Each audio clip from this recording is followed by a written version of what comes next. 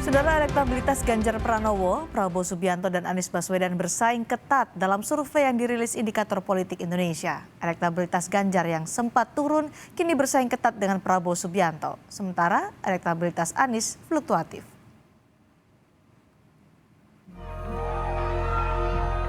Indikator Politik Indonesia merilis hasil survei elektabilitas bakal calon presiden 2024 yang dilakukan 30 April hingga 5 Mei 2023. Dalam simulasi 3 nama, elektabilitas Prabowo Subianto 34,8%, Ganjar Pranowo 34,4%, dan Anies Baswedan 21,8%. Elektabilitas Ganjar Pranowo naik 6,5% dibandingkan survei sebelumnya, usai dideklarasikan PDI Perjuangan sebagai bakal capres. Sedangkan elektabilitas Prabowo Subianto naik 2,1% dan elektabilitas Anies Baswedan turun 0,4% dibandingkan survei sebelumnya. Kemungkinan nama-nama bakal capres di 19 nama yang tidak ikut kita sertakan dalam simulasi 3 nama itu lebih banyak yang lari ke Pak Prabowo ketimbang ke Ganjar, meskipun selisihnya dalam margin of error ya. Nah, suara Mas Anies juga naik loh, dari 15 jadi 21,8%. Nah, tapi kalau kita lihat awal Mei, trennya begini. Ganjar rebound, Pak Prabowo naik, tetapi slope kenaikan Ganjar lebih tinggi ketimbang slope kenaikan Pak Prabowo dibanding bulan April. Persaingan ketat antar bakal capres juga terlihat dari hasil survei Carta Politika Indonesia yang dilakukan 2 hingga 7 Mei 2023. Dalam simulasi 3 nama, elektabilitas Ganjar Pranowo 38,2%, Prabowo Subianto 31,1%, dan Anies Baswedan 23,6%. Elektabilitas Ganjar Pranowo naik 6,8% dibandingkan survei bulan April usai dideklarasikan PDI Perjuangan sebagai bakal capres. Sementara elektabilitas Prabowo Subianto turun 2% dan elektabilitas Anies Baswedan turun 1,6%. Mas Ganjar ada di angka 38,2%, Pak Prabowo dengan angka 31,1%, Mas Anies dengan 23,6%, yang menyatakan diri menjadi undecided voters sudah di angka yang bisa dikatakan cukup kecil, dengan sisa waktu 9 bulan ada di angka hanya 7,1%. Jadi sudah agak mengkristal. 10 hari setelah dilakukan deklarasi, kita lakukan survei, angkanya kemudian melejit menjadi 38,2%. Jauh melampaui Pak Prabowo di angka 31,1%, artinya ada selisih sekarang 7,1%, Sinta. Angka ini bahkan lebih tinggi dibandingkan ketika Mas Ganjar belum terkena pro kontra isu Piala Dunia U20. Itu yang Seluruh bakal calon presiden terus berupaya meningkatkan dukungan untuk mendongkrak elektabilitas serta meraih suara pemilih di Pilpres 2024. Tim Liputan, Kompas TV. Tingkat keterpilihan atau elektabilitas Ganjar Pranowo, Prabowo Subianto, dan Anies Baswedan bersaing ketat. Hal atau momen apa yang mendongkrak elektoral para bakal capres? Kami akan bahas bersama Direktur Eksekutif Indikator Politik Indonesia Burhanuddin Muhtadi dan Direktur Eksekutif Carta Politika Indonesia Yunarto Wijaya. Selamat sore Mas Toto, Mas Burhan. Selamat sore jelang malam Cindy. Hai, ini menarik dengan hasil survei baik dari Indikator Politik dan juga Carta Politika. Dari Indikator Politik, Mas Burhan, ada selisih elektabilitas Ganjar Pranowo dan Prabowo Subianto yang sangat tipis. Ini faktornya apa sebenarnya? Pertama ada perbedaan ya antara survei indikator terakhir dengan Carta dari sisi metode. Kami melakukan survei by phone dengan metode atau teknik random digit dialing, sementara Carta melakukan survei tatap muka. Jadi perbedaannya terutama di 17% warga yang tidak punya HP, yang umumnya kelas menengah bawah, yang mungkin agak bias ke pendukung PD Perjuangan. Nah, itu kurang terwakili ya dalam survei by phone. Nah, pertanyaannya bagaimana kalau kita lihat petanya, memang kalau dari 3 nama, itu dari survei by phone yang kami lakukan, itu selisihnya sangat tipis antara Mas Ganjar maupun Pak Prabowo. Statistically dead head ya, kita tidak tahu persis siapa yang unggul kalau berdasarkan simulasi 3 nama. Tetapi polanya terlihat dan kurang lebih sama dengan survei Carta atau survei SMRC yang dilakukan dengan tatap muka. Apa itu? Ganjar Pranowo mengalami rebound dibanding survei bulan April. Rebound dalam pengertian deklarasi Ganjar Pranowo oleh PD Perjuangan secara empirik terbukti mengangkat elektabilitas Ganjar kembali. Tapi juga tidak menurunkan elektabilitas Pak Prabowo. Pak Prabowo trennya masih positif. Meskipun slope kenaikannya tidak setajam Ganjar. Ya. Jadi secara umum tidak ada hal luar biasa kecuali ya deklarasi baik oleh PD Perjuangan atau P3 yang dilakukan setelah kita melakukan survei. Nah, ini kira-kira ingin menunjukkan apakah deklarasi punya efek atau tidak. Jawabnya ya, punya efek.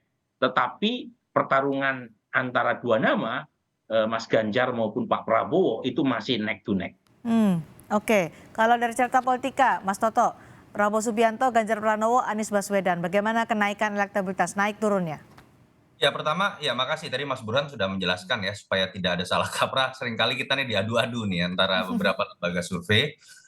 Memang ada perbedaan metode. Walaupun Mas Burhan juga beberapa kali kemarin merilis seperti sebelum Lebaran, data sebelum Lebaran survei tatap muka.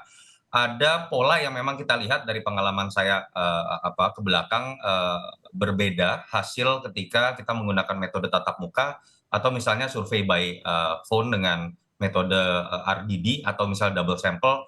Kalau kita lihat tuh polanya sekitar 3-4% ada perbedaan karena memang ada 17% dari responden yang tidak terjangkau tadi yang memiliki HP begitu ya, dan memang yang dirugikan biasanya adalah pemilih PDI Perjuangan cenderung ada di masyarakat kelas bawah. Tetapi betul ada pola yang sama kalau saya lihat penarikan sampel tidak terlalu jauh berbeda harinya antara indikator, Carta Politika dan SMRC. Pola pertama ada pengaruh kalau kita lihat dari momen pendeklarasian di Batu Tulis atau misalnya P3 dengan kenaikan Ganjar pasca turunnya Ganjar kalau kita lihat tarik ke belakang di bulan April yang sempat turun karena isu Piala Dunia U20. Tapi ada fakta menarik juga, kenaikan atau rebound Ganjar kalau di survei tatap muka bahkan sedikit melampaui angkanya sebelum terjadinya kekisruhan Piala Dunia U20, tapi itu tidak kemudian menurunkan angka Pak Prabowo. Pak Prabowo tetap kalau dibandingkan dengan survei Februari atau Maret misalnya, April kemudian mengalami kenaikan cenderung stagnan kalau kita lihat kemudian di awal bulan Mei. Artinya kenaikan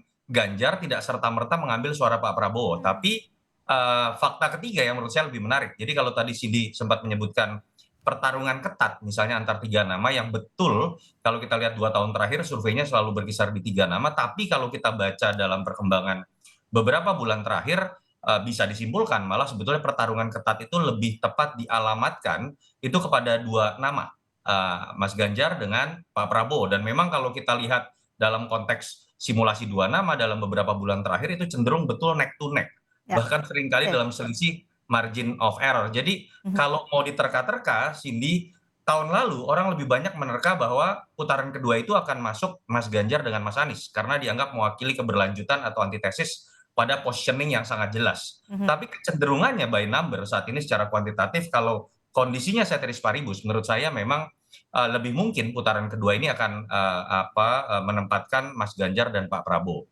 Oke, tadi disebutkan kalau Ganjar elektabilitasnya naik tapi tidak serta-merta mengambil dari pemilih Prabowo Subianto. Jadi naiknya dari mana, Mas Toto? Ya, kalau dari temuan survei Carta sebetulnya memang dari undecided yang pertama ya. Kedua ada beberapa data cross tabulasi kalau kita lihat ada beberapa daerah yang biasanya cenderung dinikmati oleh Mas Anies, misalnya seperti daerah Jawa Barat, daerah Banten dan DKI, ada kecenderungan kenaikan Mas Ganjar juga. Jadi kalau secara kuantitatif bisa juga dibuat sebuah hipotesa ada beberapa segmen suara dari Mas Anies yang juga diambil oleh Mas Ganjar, walaupun di bulan April itu juga dilakukan oleh Pak Prabowo dengan mengambil sebagian segmen dari pemilih Mas Anies. Oke, kalau demikian ceritanya ini yang paling rawan Anies Baswedan. Begitu dari indikator politik juga, Mas Burhan? Ya, memang elektabilitas Mas Anies cenderung melemah, tetapi tidak berkurang terlalu drastis karena approval rating Presiden Jokowi yang trennya positif beberapa bulan terakhir. Jadi data kami sekitar 22% ya pemilih Mas Anies Baswedan. Kebetulan approval rating Pak Jokowi 78%. Jadi ya beliau lebih banyak mengambil segmen pemilih yang tidak puas. Nah di sini trikinya, kalau misalnya Mas Anies concern terhadap narasi perubahan, di saat approval rating Presiden Jokowi meningkat, maka yang tertekan justru adalah elektabilitas dirinya. Karena sulit untuk jualan narasi perubahan di saat 78% puas. Nah, mungkin akan menguntungkan kalau approval rating Pak Jokowi turun. Itu yang kami temukan bulan November 2022 ketika elektabilitas Mas Anies menyalip Pak Prabowo dan mengancam elektabilitas Ganjar di peringkat pertama. Saat approval rating Pak Jokowi drop 6 poin. Nah, pertanyaannya, apakah ada potensi approval rating Pak Jokowi turun selama 9 bulan ke depan? Kalau turun, jelas itu kabar baik buat Anies Baswedan. Oke, kita bicara soal momen karena tadi disebutkan juga oleh Mas Burhan, deklarasi ini punya pengaruh yang besar untuk meningkatkan elektabilitas bakal capres dalam surveinya. Kita tahu Prabowo Subianto selalu menjadi baca pres potensial, tapi kan sampai sekarang belum deklarasi secara resmi, beda seperti Ganjar Pranowo dan juga Anies Baswedan. Jika nanti Prabowo Subianto akhirnya deklarasi betul-betul mendeklarasikan diri akan menjadi bakal capres, apakah kenaikannya juga akan signifikan? Mas Burhan. Ya, memang ini bagian dari misteri Tuhan berikutnya ya, setelah jodoh dan kematian. Jadi pertama, yang sudah fix dan di atas kertas sudah mendapatkan tiket, itu baru 2 bakal capres. Ya. Anies Baswedan oleh 3 partai, Demokrat, PKS, dan Nasdem. Kemudian Ganjar Pranowo sebenarnya tanpa dukungan P3 pun, PD Perjuangan cukup bisa mencapreskan Ganjar. Pak Prabowo sejak tahun lalu sudah dideklar sebagai capres, tapi baru oleh Gerindra. Jadi tidak cukup untuk bisa menominasikan Prabowo Subianto. Nah, pertanyaannya bagaimana kalau misalnya ada koalisi yang cukup mencapreskan Prabowo? Apakah bisa mengerek elektabilitas Prabowo atau tidak?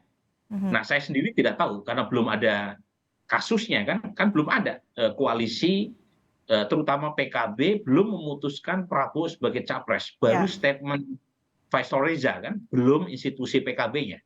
Jadi menurut saya perlu ditunggu lebih sabar, apakah ada kejadian atau tidak. Teorinya sih harusnya mengangkat, tetapi pertanyaannya siapa yang potensial terdampak kalau elektabilitas Prabowo meningkat setelah ada deklarasi resmi. Dugaan saya adalah akan menarik basis lama Prabowo Subianto yang sebelumnya mungkin memilih Anies. Ya. Jadi lagi-lagi bisa menekan terutama elektabilitas Anies karena sekarang elektabilitas Anies sebagian besar adalah dari basis Pak Prabowo 2019. Oke, carta melihatnya gimana Mas Toto? Benarkah nanti akan terancam adalah pemilih Prabowo Subianto yang saat ini berada di Anies Baswedan? Apakah sama dengan Mas Burhan? Ya, pertama kalau ditanya pasti ada efek, pasti ya. Tetapi memang dramatisasinya tidak akan sebesar Ganjar Pranowo. Kita tahu ya, dari 2014 perdebatan mengenai siapa yang akan dimajukan PDIP menjadi sangat menarik, menjadi sebuah drama tersendiri. Dulu antara Ibu Mega sendiri atau Pak Jokowi. 2 tahun terakhir kita tahu drama mengenai apakah akan melanjutkan nama besar Soekarno, Mbak Puan, atau kemudian Mas Ganjar. Bahkan ada konflik internal di situ. Dan menjadi menarik juga karena memang ada kacamata yang melihat bahwa kecenderungan ketika ada PDI Perjuangan mencalonkan, orang kemudian ingin melihat apakah kemudian sejalan atau tidak dengan keinginan Pak Jokowi yang cenderung jauh-jauh hari kita udah bisa melihat di antara pilihan Mbak Puan dengan Mas Ganjar lebih cenderung ke Mas Ganjar. Itu yang menyebabkan daya ledaknya menjadi besar. Menjadi kemudian menarik juga adalah saat terjadinya peristiwa deklarasi itu sebelumnya sudah ada drama yang cukup meledak juga ya terkait dengan perbedaan sikap dari PDI Perjuangan atau Mas Ganjar dengan Pak Jokowi. Sehingga kemudian kehadiran Pak Jokowi di batu tulis itu dianggap punya makna tersendiri yang membantah beberapa narasi yang menyebutkan Pak Jokowi tidak akan mendukung Ganjar atau akan mendukung calon yang lain. Misalnya seperti itu. Tapi pasti akan memiliki efek. Nah, yang menarik sebetulnya adalah data yang saya coba baca di carta dan indikator ya, Cindy. Ketika kita baca narasi yang belakangan muncul kan adalah sepertinya terjadi perebutan klaim.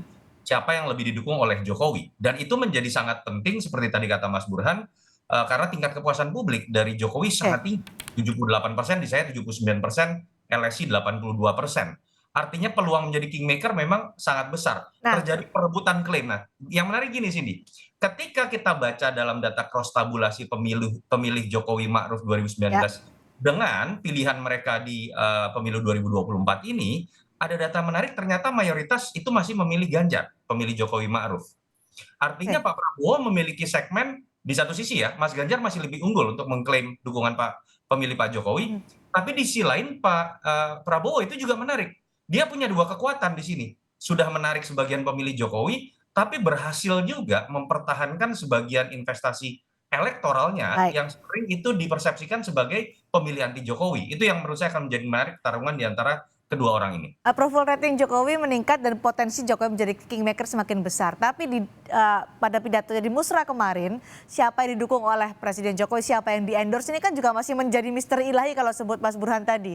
Masih menjadi misteri, hanya Jokowi yang tahu. Tapi banyak yang akhirnya bertanya-tanya sebenarnya ke Ganjar atau ke Prabowo Subianto sih. Karena kisi-kisi atau ciri-ciri yang disebut oleh Presiden Jokowi itu masuk kedua-duanya. Mas Toto. Iya, kalau saya melihat jangan-jangan Pak Jokowi juga sedang menunggu arah angin dulu ya. Surveinya Mas Burhan ditunggu terus nanti tuh. Akan mengarah kemana? Nggak, artinya begini sini. Kita tahu Pak Jokowi kalau dikatakan tidak mengendorse, naif lah. Jelas ada beberapa kode simbol kuat yang ditujukan. Dan dalam konteks itu menurut saya lumrah ketika beliau ingin memastikan legasinya. Karena ada satu barisan koalisi atau satu sosok yang memang dianggap dalam sejarah politiknya cenderung akan mengambil sikap yang berbeda terkait dengan legasi Jokowi. Tapi apakah kemudian harapan relawan atau pemilih Pak Jokowi akan mengutarakan secara eksplisit? Saya kok meyakini tidak. Karena dengan pilihan yang ada antara Ganjar dengan Pak Prabowo, terlepas hatinya kita tidak tahu Pak Jokowi kemana dan dianggap lebih menguntungkan yang mana. Tapi pernyataan sikap yang kemudian eksplisit yang akan berpengaruh terhadap engineering gerakan dari relawannya, pemilihnya kepada calon tertentu, kita tahu juga akan menimbulkan resiko pecahnya soliditas koalisi. Belum lagi bicara kabinet yang isinya banyak orang-orang parpol. Saya menduga Pak Jokowi akan terus menggunakan bahasa-bahasa implisit seperti ini yang akan menyebabkan kita juga akan terus melihat ini sebagai misteri. Hatinya itu sebenarnya di mana? Di Prabowo Subianto atau Ganjar Pranowo? Karena dari awal-awal juga selalu melempar kode, kali ini waktunya Pak Prabowo, kemudian juga ikut mengendorse Ganjar Pranowo di beberapa kesempatan. Gimana tuh Mas Toto? Kalau urusan hati, saya pikir Mas Burhan lebih ahli hati ya. Saya isi hati. Coba Mas Burhan. Mas Burhan, indikator Gini. menangkap itu nggak? Siapa sebenarnya yang di-endorse Presiden Joko Widodo? Begini ya, kalau agama itu mengajarkan kita untuk menafsirkan apa yang zohir, bukan apa yang batin ya. Oke. Jadi apa yang terlihat, apa yang eksplisit, bukan apa yang implisit. Nah, kalau kita lihat apa yang eksplisit dari Presiden Jokowi, sepertinya dia masih balancing antara dua nama, antara Ganjar maupun Prabowo. Nah, Oke. kenapa demikian? Karena dua-duanya punya potensi menang. Meskipun Joko Widodo adalah kader dari PDI Perjuangan ya? Ya, itu tidak terbantahkan karena bagaimanapun Pak Jokowi selain sebagai kader PD Perjuangan, dia juga menjadi komandan koalisi dari partai-partai pendukung pemerintah selain PD Perjuangan. Nah, pada titik itu sangat mungkin Pak Jokowi juga tanda kutip ya punya kepentingan yang kadangkala bisa sama, kadangkala juga bisa berbeda dengan partainya sendiri, termasuk urusan 2024. Nah, menurut saya situasi semacam ini akan dia jaga sampai melihat arah mata angin.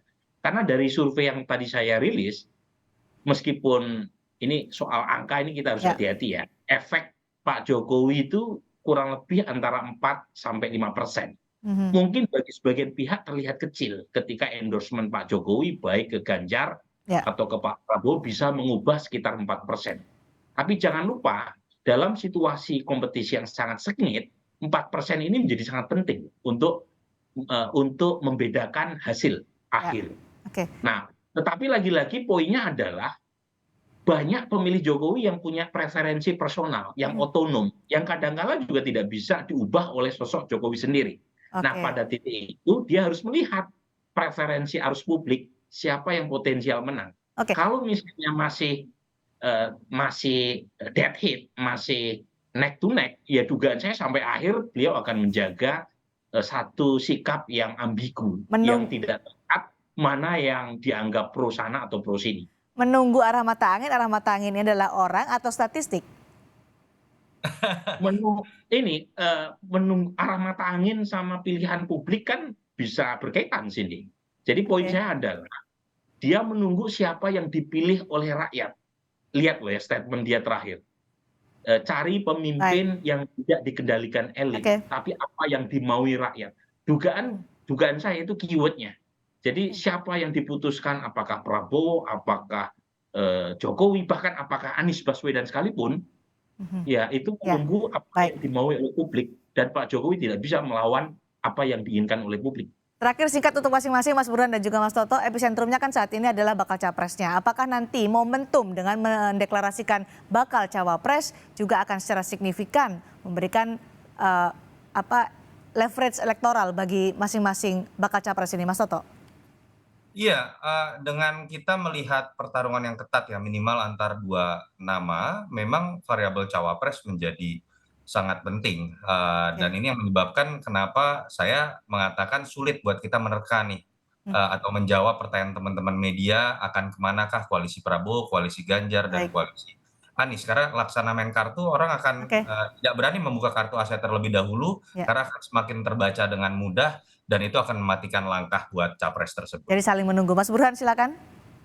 Sama, ya dugaan saya 3 capres yang muncul akan menunggu kartu yang dimainkan oleh pihak lawan. Jadi ibarat main catur.